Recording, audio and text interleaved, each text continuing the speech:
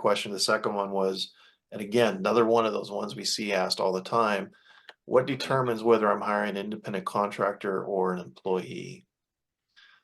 So let's start. Yes. So that's yeah, that's always a fun one. But yeah, no, let's dive into that. I'll do a very kind of a high High level. level. Yeah, sounds good.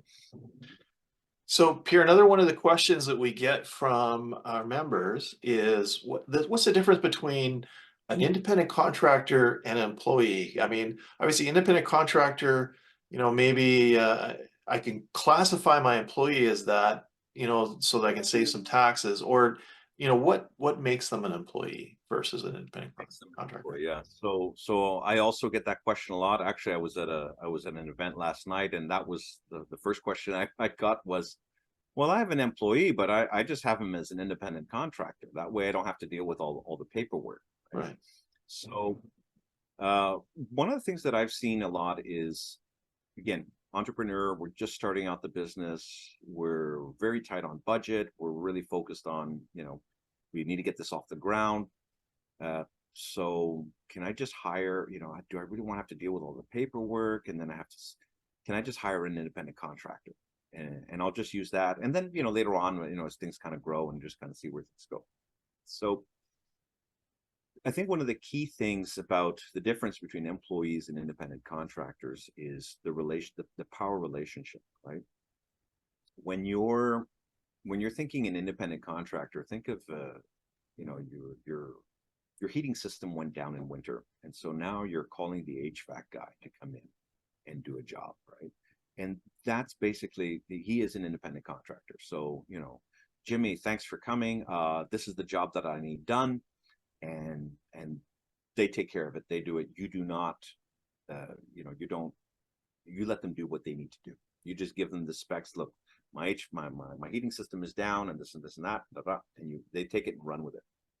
So that in essence is an independent contractor. So when you're looking at, do I hire an employee? Do I hire an independent contractor? We need to see, are you going to be telling them what to do? Are you going to be scheduling them? Are they going to be, are they going to be using company tools? That's another one. Who's, whatever tools that are being used, whether it's a computer, whether it's a hammer, is it company ones or is it their own? Are they able to, if an employee, for example, you're hiring them to do a job, they can't go and say, well, I'm going to hire somebody else to do it, to help me with this, right? And that's something an independent contractor can do. So a lot of it is about the power relationship. How much control is there? From a financial perspective, also, there's, I've seen this happen, and just a quick story. I spoke to someone a few years ago who had an independent contractor. Office manager was an independent contractor and did something that they shouldn't have done.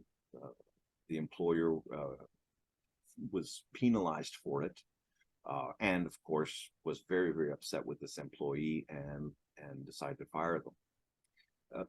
The employee went and said, well, while I was an independent contractor, I only worked for them. So Ministry of Labor took it that they were actually an employee. So it was a misclassification. Sorry. And we see this a lot. So yeah, that did not go very well. CRA also got involved and said it was a misclassification, and now this employer was on the hook for back pay of EI and CPP and all kinds of things. And then to make matters worse, this person went and put in a claim that they were fired. They went to the Human Rights Court and said it was a discrimination case against them because of their gender.